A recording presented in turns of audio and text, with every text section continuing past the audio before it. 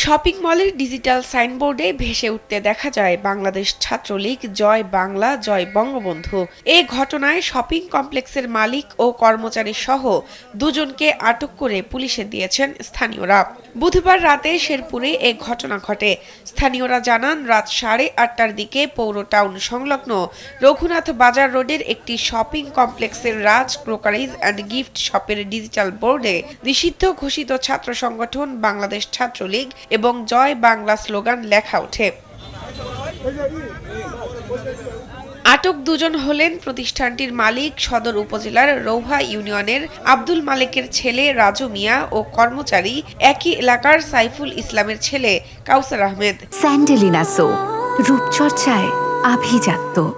এ বিষয়ে শেরপুরের অতিরিক্ত পুলিশ সুপার মোহাম্মদ মিজানুর রহমান ভূঁইয়া জানান, ঘটনাটি শুনে তাৎক্ষণিক পুলিশ পাঠানো হয়। দুজনকে আটক করা হয়েছে। বিষয়টি তদন্ত করে দেখা হচ্ছে।